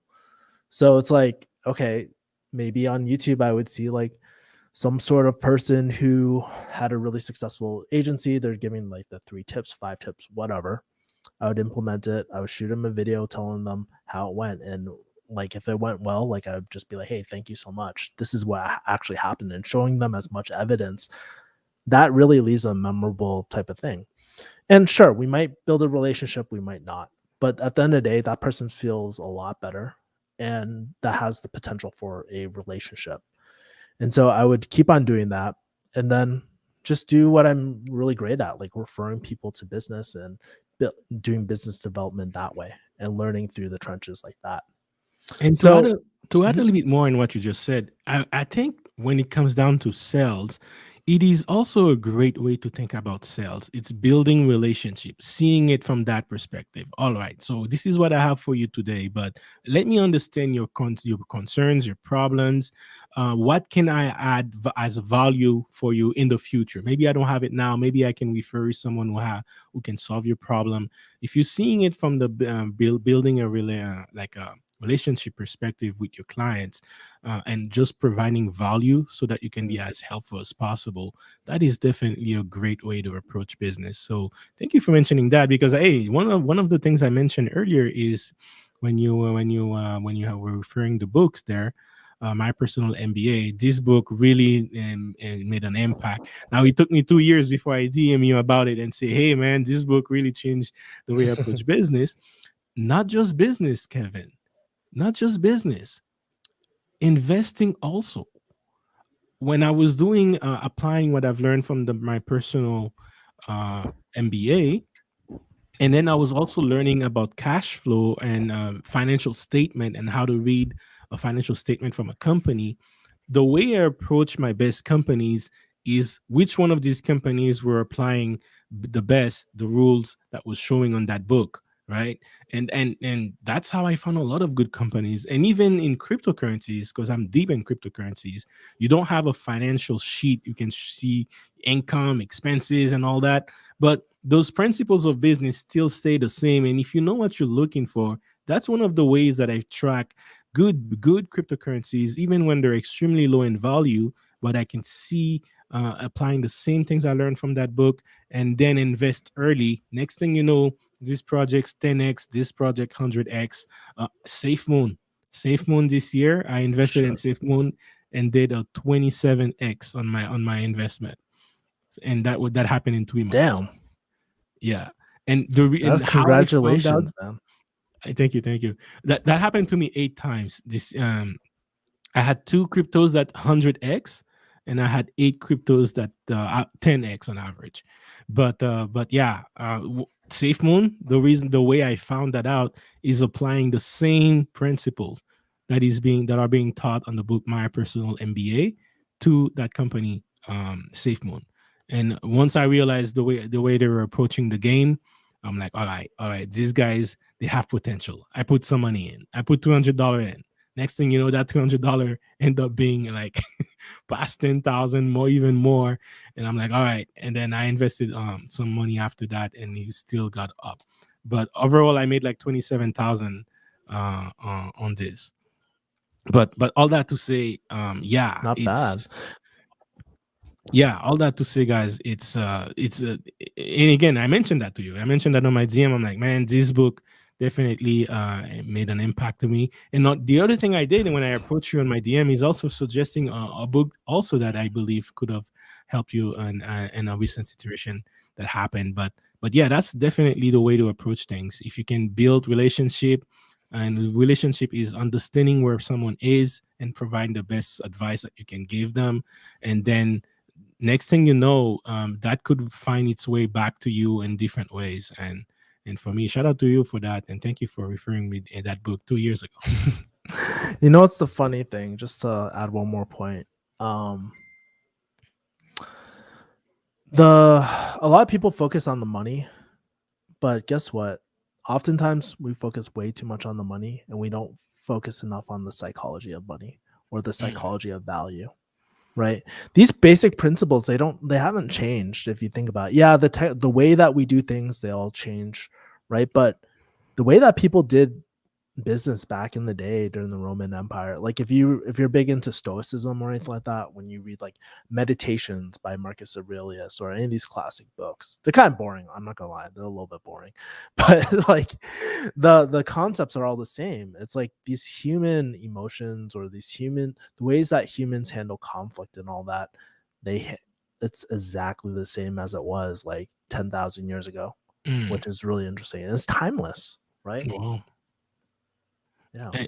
Shout out to you, Gail, again. I mean, this is exactly what I'm saying. Look Oh at this. man, Gail at night. Follow Kevin she's Yee on Instagram. So somehow she went. We were talking about social media and DM, right? She yeah, went and copied your link on Instagram, sharing it, and that's what I'm saying. She's great, great at providing value like this, and that's a perfect example right there to show you. And she does that consistently for many small YouTubers. And do you know how we pay her in return? The first time she went live, like everyone went to her live and support her and moderating for naturally, and yeah, she's growing pretty fast for a new YouTuber, uh yeah. pulling better numbers than me, than many YouTubers we have, and this, I mean, around these subscribers. But and I'm so happy for her because she deserves all that and more, because she does a great job at moderating. And I don't know if she loves it or not, but man, she's always there. Like, at first I thought it was a robot, man. I thought it was I thought it was a robot, but no, it's a human being moderating like maybe 10 different channels all at once. I And mean, that's such a valuable service to moderation and stuff. Like honestly, you can easily make an agency doing that, handling that for live YouTubers easily. I mean, that's what it is. Like, I mean, starting a business, coming up with the business, that's the easiest idea ever. You just see a problem out there and you just create a solution for it. Implementing is different, but like that's what I'm saying. Like, if you find something, I follow the Ikigai methodology a lot when I'm trying to figure out whether I should commit or not. It's mm, like, okay, does the market need it? Do I actually like doing it? Am I good at it?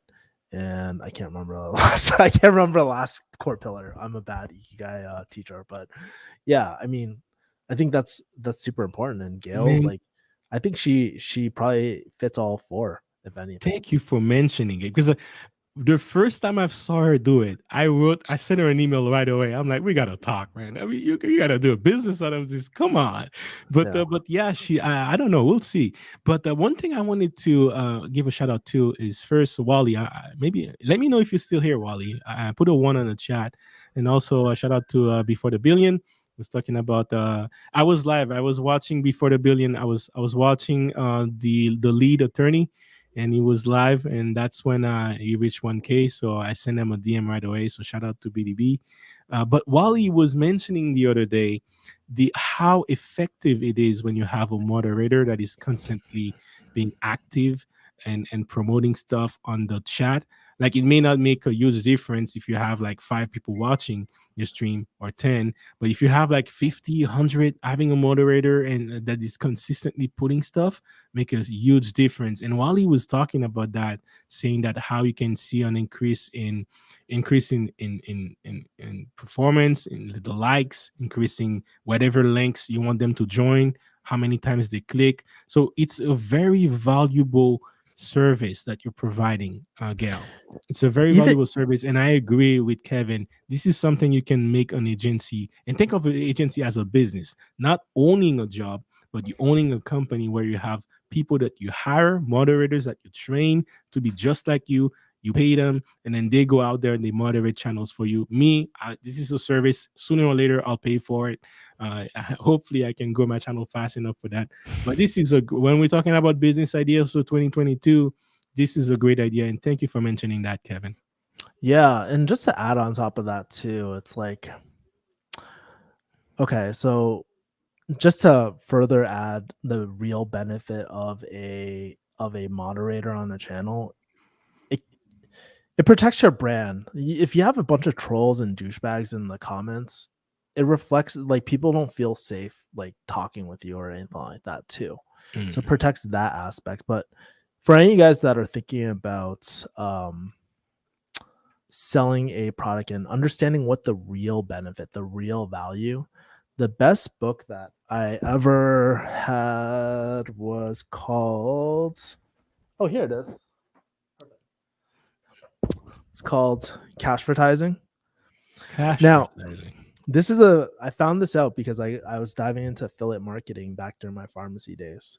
And Yeah. there's one chapter called the Life Force 8. And you can find this on Google The too. Like, Life Force 8.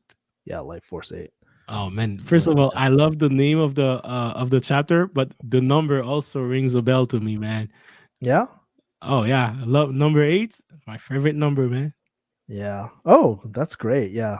By the way, my Yeah. cell So phone numbers, my last 4 digits are all 8. what's the last four of your credit card number? Nah, Just nah, kidding. man. Gotta shoot my shot, right? Yeah, I know. You wrong, bro. No. But what I was saying was like the Life Force 8 are the biologically programmed desires of humans. So like whenever you're selling something, if you the difference is these are the benefits. These are actual benefits. Like we always talk about feature benefits type of thing. Mhm, These are the actual benefits. So it's like survival, enjoyment of life, life extension. That's number one. Enjoyment of food and beverages. We talked about that before, right? mhm, Freedom from fear, pain, and danger. Sexual companionship, comfortable living conditions to be superior, keeping up with the Joneses, care and protection of loved ones, social approval. We can't argue with these. These are things that we all want in our lives. And it also has like the 9 learned secondary wants, meaning that these are like the things that we're taught to learn to want mhm. in society, but it's not what we really want. So I highly recommend, like, if you're just getting into copywriting, this is probably one of the cheapest and easiest books to dive into too. Oh man, thank you very much. I know Natasha. I'll talk to her later if she's not here. But she was looking for. I think she's interested in that. I think she might be in pharmacy as well, but she could be in the health industry. But Mm. I'll definitely connect with her. I know she's subscribed to your channel and she'll be Oh, looking sweet. for that video. So uh, shout out to her for that. I wanted to read this comment. I found it very interesting. I was on a live stream this morning. The host asked me to give him the first number that came to mind, and it was 8. Shout out to you, man. 8 8. I'm planning on doing a stream collab with Frank Godin. Man, this is a small YouTube channel, but this guy, man, this guy, great looking guy. Always this lineup is always done. I think the best in the business. But he's also Emmy award. He's a small like independent filmmaker, and Mm. he won an award from his movie. And Oh wow. it, he was talking about his movie. It's a low budget movie, but the movie was made with only $6,000. And I was looking at this movie, and I'm like, man, this movie could be a classic, man. Like you could watch this movie like 20, 25 years from now and still Mm. be able to relate with it. Like this is Wow. how good it was. The acting was great for a low budget movie. Like, of course, a low budget movie, the camera like quality could have been better, but man, like for 6K, like if for even like 100K, I would doubt that it was that movie was made with 100K. So Dude. shout out to him for that. But I'll make a stream with him, and we'll talk about personality tests, way to find like how to know yourself better. And that number right here, Gail, if you can tune in for that stream, we're going to talk about that number because one of the personality tests I do is numerology, and then we'll talk about that at around that stream. But anything you want to mention on that? Sorry. Uh yeah, like a few things. I didn't tell you this, but like on well, first of all, I love your friend's movie, and I was gonna add to that saying that one of the biggest things about branding are the stories that you tell. I've been Mm, getting really deep into storytelling. Like I bought this book called, and I met like Storyworthy by Matthew Dix. He has this assignment called Homework for Life. I highly recommend anyone to do it. It's actually work you for actually start life. remembering your days. Homework for Life. Yeah, he has a TED Okay. talk on it too. So Oh, there's okay. that. But you're talking about numerology, bro. I got really into the spiritual stuff probably within the last 6 months or so. When everything Yeah. was tanking in my life, dude, like Man. that stuff, like it's Oh man. pretty uncanny. We can do. I'll invite you when we do that stream if you want to join in, Yeah, even I on the love to. chat, and then we'll join call in later. Yeah, But man, yeah, I'll do it on his channel though. But man, let me just. I don't want to have talk too much about it on this stream. All to sure. say that I've been approaching it as a scientist the last 5 years, Hmm. and it was a key component in helping me finding my purpose, Mm, and it made it super clear. Like I found my purpose first, and but I was able to validate it with that, and mm. it made me embrace who I am. Why am I the way I am? And embracing my flaws, embracing my strengths, and man, I've been the way I study it is I study celebrities, because celebrities, you know about them. You're talking about storytelling. Throughout their lives, you learn to their stories, right?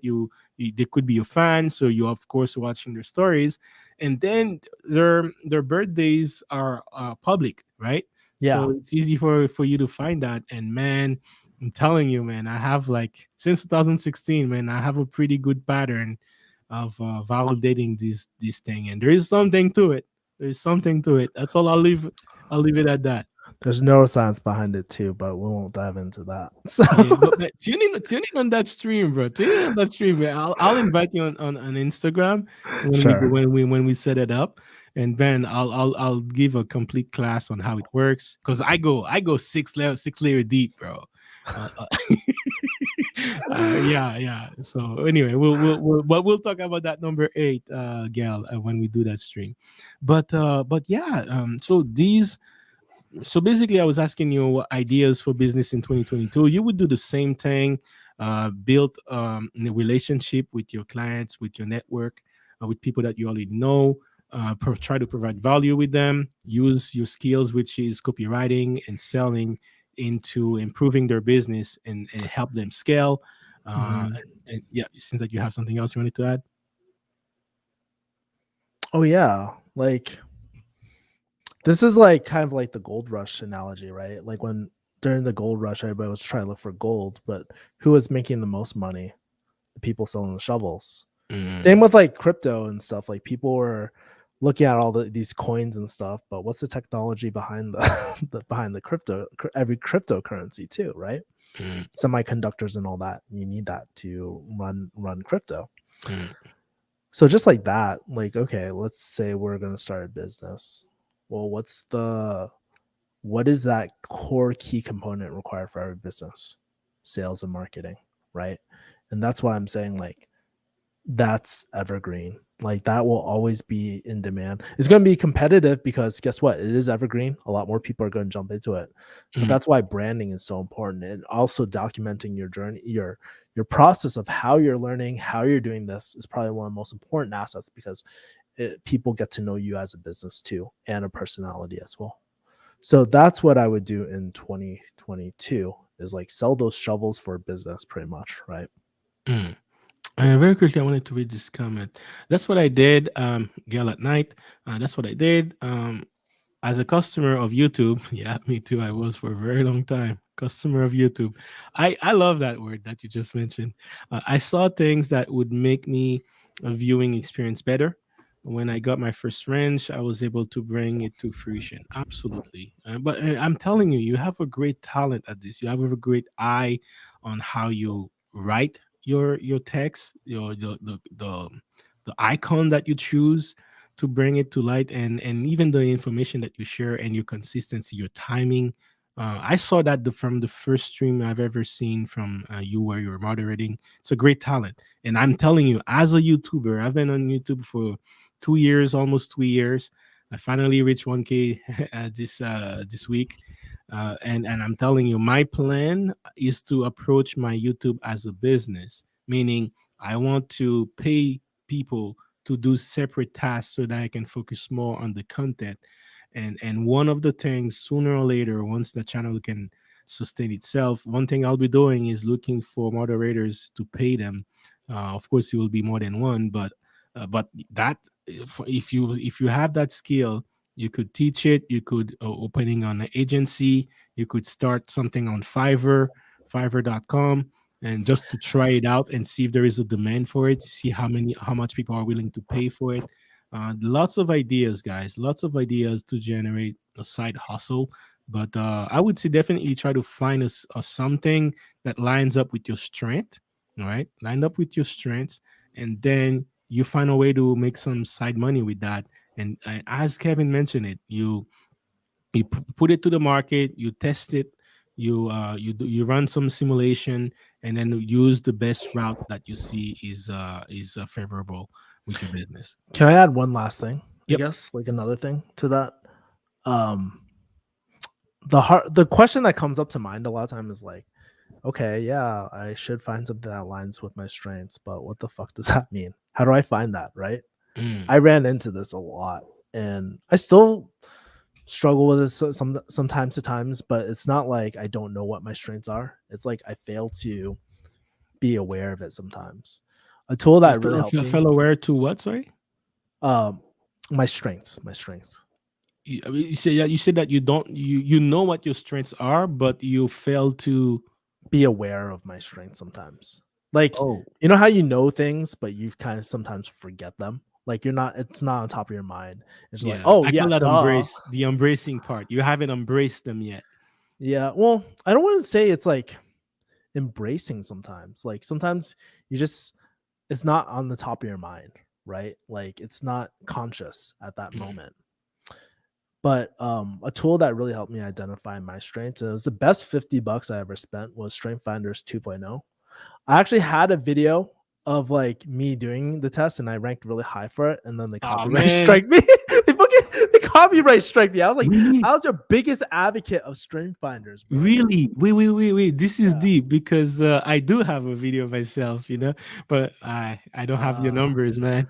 I can't dude, work high for dude, it. it took a while. It took a long time, but their lawyers got to me eventually. So What do you just mean, FYI. bro? What do you mean they got to you? Like, Yeah, what they did you sent. show? Did you show the entire process or? I showed my like test result. Like I showed the me taking the exam and stuff like that. Me too. But apparently it's like individualized. So what's the big deal? It's not like I can pop out their numbers. But I Oh don't know. man, So I got they're gonna come after me too, my friend. I would consider like, unlisting that video. Oh no, no, Just make it I'll unlisted. keep it, bro. I'll keep it. This I is would one of the just keep, best video I've ever made. bro, just saying, like, if they strike it on your channel, which they did on my channel, it'll remove all your live stream access and stuff. You're gonna be on major probation for the next 6 months or 3 months. Distracted.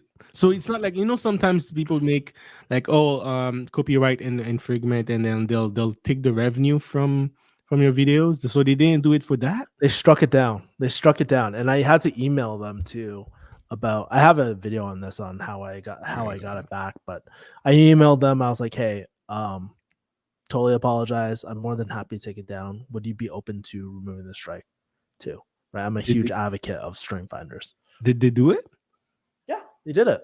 Okay, So I okay. just took the video down, and then I got my monetization and all that. Like it wasn't affected. So Oh it really sucks when you get copyright strike down. So that's another yeah. lesson, guys. Do everything by the book as much as you can. Otherwise, you run into a lot of headaches in the future. You're Oh risking a lot. man, yo, this is crazy, man. Look at this. Let me show it to you, man. I got this thing here. Wait. Back in the days, I was in 2019, bro. Wait, Yeah, let me. my let video was me- from 2019 as well. Oh man, I was lucky. Look at that, and I call it that's the Jordan Peterson one, and then you can see on the side here, how to live up to your full potential, Strength Finder 2.0, 27 minutes, one of my greatest videos. Back in the day, it was actually my most viewed video, only So 800 funny. views. But man, you can see I show a bunch of things in it, man. But Yeah, I don't know. I mean, you can just leave it up until if they strike you and just leave it yeah, to fate. I That's up don't to you, know. man. We'll see. I'll sleep on it and choose. But man, it's definitely, you're right. You are so right. One of the best thing I've done, and the Strength Finder 2.0, the great thing about it is it doesn't just tell it to you, it shows you where how you can apply it and which niche you can focus on. And that can definitely helps you with business, because business is hard already. So if you focus it and tailor it towards what your strengths are, you're most likely going to succeed, right? So if you can tailor that with something you like, something you're passionate about, and you're definitely going to stick around when times are rough, and we'll go from there. Shout out to you, Jay Bones, young Juicy. Well, yeah, man. Back in the days, I had more muscle, less fat, man. That was prior to the lockdown days, man. But since then, can't. I was actually learning how to swim as well around this time, so I was more in shape. Yeah, yeah, man. I got older since then. Shout out to you, gal. Look at Young Wealth Engineering.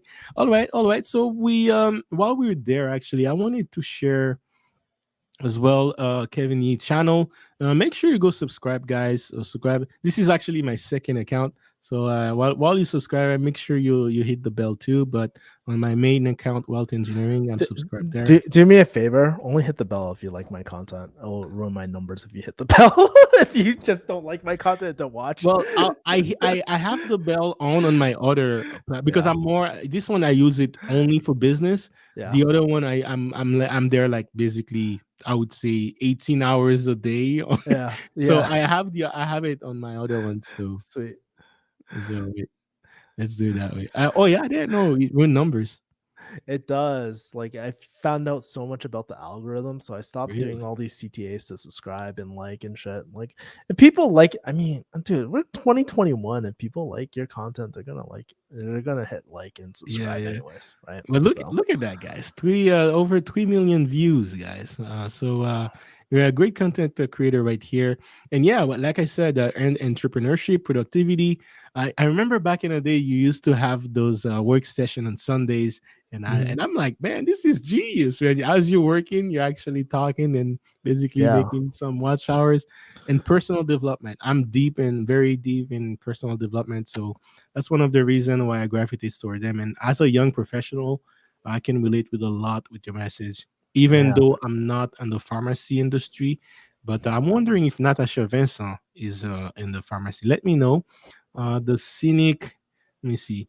The cynic in me feels like a legal team would wait to threaten you until the channel is big enough for a copyright strength. Yeah, maybe at least I can enjoy being small. We'll see. But it's one of the videos that I've done that is very like there's so much to learn from this video alone. So it's a Mhm. great review for the Strength Finder 2.0, and it's my favorite personal development test of all time. So Yeah. all right, all right. Jeans 1984. Just subscribe to you as well. Thank you very much for showing support.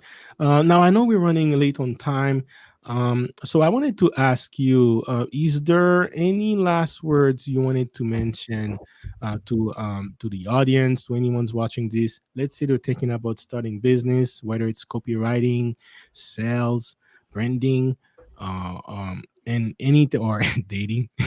Dating, yeah, same thing. Practice with dating. Practice your copywriting with dating. Practice your Exactly. sales in person, right? Exactly. So, is there anything you wanted to leave the audience with, or anything you wanted to mention on your own projects, for example? Um, Anything on Yeah. that? Okay. Um, I think I'll speak on this, I guess, right? And then I'll leave like resources for people and stuff like that too to see if yeah.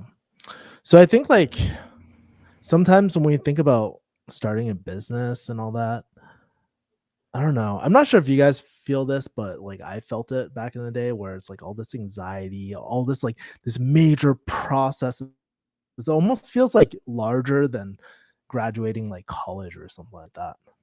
But in reality, it's really not that complicated. It's just giving a really crazy offer for like an exchange of money or some sort, right? And it's a lot simpler than it has to be. And oftentimes it's really, really fun. I mean, I have a lot of fun chopping it up with like my friends, like all around the world, like digital marketers from everywhere. And I don't know, I just really want to emphasize the fun part because it's not that scary, right? And if you can focus on the fun and just focus on getting better every single day and just improving your skills, like you're really, I'm telling you, you're really not that far away from starting a business and trying to focus on making things as effortless as possible in the beginning. That's all it is, man. Um, in terms of like if you guys want to follow me or anything like that, like I have resources, like I think I have my free investing course there. I have like a selling course there that is all outdated and stuff. When you say investing, what type of investing you do? Is it It's just stocks or do you it's do just crypto? basic. It's just basic setting up like your 401ks, Roth IRAs, all that Oh, all sort of right. stuff. And like a lot of people messaged me in the past. This all came from people messaging me. They were like, Kevin, I'm so scared to invest, right? Wow, I forgot I had all these things, man. It's been a long time since I looked at this.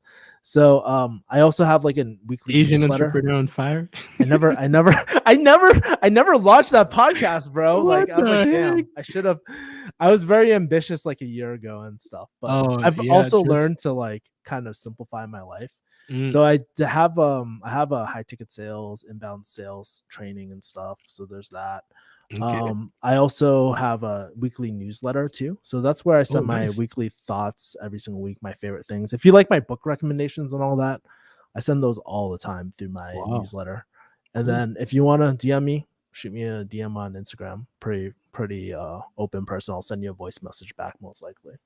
So yeah, Oh, that's pretty much it. I mean, if you guys need help, just you're not alone. I'm more than happy to see how I can help if I can help. And if I can't help, I'll send you the right resources too. perfect. Again, putting exactly what you mentioned, building, providing value, building relationship with people. Absolutely, man. Thank you for sharing all that. And yes, his book advice, especially when it comes to business entrepreneurship, they're top. He Can, has a knack of giving you the right book exactly when you need it. can, And can, can I ask you for advice actually? I'm yeah, go thinking ahead. about this new content on my channel. So I saw this channel like blow the frick up over book advice. I'm like wondering, I was like, dog, I got more books than this guy. I've read probably more books than this guy. Like, I should do it. Do you think I should do like a mini short series, like on books and stuff on my channel? Go, man. I thought you were already doing it indirectly. It's just that your channel is not purely focused on that. Oh, So, yeah. but No. man, you do already doing it already. You've been doing it for a while. I told you, man, that single book, my personal MBA. I was at the gym, and that's when I realized, man, I'm learning like university master level skills while I'm pushing my bench, bro. It's pretty crazy. I'm It's really building my crazy. muscles and then I'm building this muscle, bro. I was like, wow. I was in love with that because I love audiobooks. Like me, I'm kind of like Mm, half ADD, mm. ADD, but I can't read. But listening on audio and on audiobook within 2 hours, you learn a lot. And at the same time, I was at the gym. So I thought that was the best deal. That's definitely something I'm going to keep doing. My goal is to have a gym in my own house with speakers everywhere in my gym and just listening to books while I pump, man.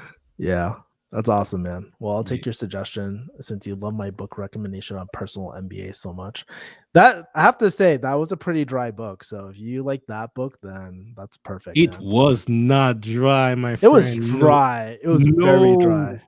Yeah. No, it was not. I mean, for me, it's funny because the first year I went on business, you know what my business was? It was a startup company. I was working as an engineer, and I was even an acting director once in my engineering career. So I understood the cycle, right? The idea, the beta phase, the alpha, beta, and then the production phase, fixing all the repairs that comes after the whole cycle of the engineering process. I got it, right? Mm, But as an acting director, I was also talking to the CEO and and the investors, right? One of the board of directors of my company was Bob Young. He was actually the third richest man in Canada. and I had to basically keep him happy. Otherwise, I'm fired. Everyone's fired, right? So that was a lot of pressure, but that also triggered my interest in understanding the business side and how Mm. decisions are made. As an employee, for you, the decisions are simple, right? Hey, you want to make sure that all your employees are paid well, have benefits, are happy. But when it comes to the business side, there are certain things that happens, like you understand, as a business owner, you would make different decisions, right? So I started this journey, and my first business was like, okay, I'm just going to Google on how to create a company. And I had this idea on creating a product, like Mm. how to save at least 50% on your energy bill. And I even applied for a patent for that. But as a first business, it's a little bit ambitious, right? Yeah. But the one thing that I got from this business is free education. So I Mm. actually had like a small MBA version of a tutorial for 3 months, for about 4 months actually, and then Yeah. that was taught by university. So a Mhm. lot of that concept I kind of already knew, but Mhm. when I was listening to the book, I was able to perceive that on a different perspective and more general. How Mm. the small mom and pop should operate, and how the big, like five Fortune 500 companies should operate as well. And from that perspective, and I real that book really helped me realize the bare fundamentals of business, right? Yeah. Whether it's a mom and pop, whether it's a 500 company, it's still the bare minimum foundation. And once I understood that triggers in my mind, I went on the investing world and applied the same principle, even in crypto right now. And a lot of what I'm doing right now is the same work. Book recommendation for you directly, All right, all not right, for your viewers. For you, all right, all right. Principles Ray Dalio. If you've Oh, bro, come on! I got this locked down, my friend. Read it two got times. locked down. I read it 2 times already. But I Mhm. want to read it again. There are certain books I want to read every 2 years. This is one of them. Oh yeah, oh yeah. This one I got. Wait. This guy looking for another one. All right. Let's see. Thinking. But man, it was not a dry book. It's especially for someone who's never, like, if you're thinking about doing an MBA but you haven't done it, just read that book. I think it's a lot valuable than doing an MBA. It's that Yeah. is Yeah, is that book is Honestly, that. I'm very anti college. These as someone who's gone through college, I'm very anti college. Hey, A little bit. me too, man. Me too. I don't know if you guys noticed a couple of streams that I have coming up in December. It's basically about uh do your side hustle while you're in college, especially after college, and then by the time you're 30, be fully in your side hustle. Make your side hustle your main hustle. But yeah, I knowing what I know now, I would definitely make different decisions when it comes to college. But to be Mhm. honest with you, I was lucky. In Quebec, college is pretty cheap. Mm. A Oh yeah, college was you're for based me out of Canada. $132 a semester. And then when I was in university, the highest I've paid is 1,500 a semester, Wow, Canadian that is dollar. cheap. That's Yeah, hella cheap. yeah, Whoa. yeah. So I'm only worried about the time that I spent there, because every Mhm. one of my friends were partying, right, dating, partying, and all that. I couldn't do any of that because I was studying all the time. Mm. But imagine I was 100K in debt, plus I spent all that time only to realize that when I'm 30 years old, that hey, engineering is great, but I don't hate engineering. I love engineering, by the way. It's just that I'm in it. I mean, I, I, I wanna have my own underwear one day, man. You know, That's I'm that's in it a lot for the money, right? So that's your key term. yeah, yeah, Underwear. yeah. So I'm in it a lot for the money. So the salary of an engineer for me was not satisfying my thirst. So Mm. I had to go to business and investing, and I found my route there. But Mhm. hey, any last comments you have before we close? No, no, we've been talking way over our time limit, so I'm good. Yeah, no worries. But all right, I'll close it down. But you can actually stay on the back end. Okay. But and I'll say bye properly after. Okay. But yeah, thank you very much for joining the platform. I know sometimes in YouTube, people look at the numbers a lot. They look at your subs, they look at your views, and then if there are a lot bigger YouTubers, are like, hey, contact me when you're bigger, kind of thing. But you're very authentic, and that's one thing I appreciate a lot with you. And thank you for sharing, coming on this platform, sharing your knowledge, and you share games as well. You share a lot of great important points. Branding, the importance of branding, the importance of selling and marketing. This is the main common point in all business. And if you can increase your skills, master your skills in this level, even after I left the business world, I still end up using the same skills that I've learned in business for my company, which increased my income. And now I'm making higher income that I was making as an engineer, and I'm doing less work. Right. Mm. So only because I learned how to sell, I learned a little bit about marketing, and I'm applying that, mixing with the engineering skills, and that create an entire new niche. So even if you don't go in business, we call it an entrepreneur. If you become providing more value at your work by increasing your skills, you can increase your income that way. And the more income you increase, the more you can invest in stocks or cryptos.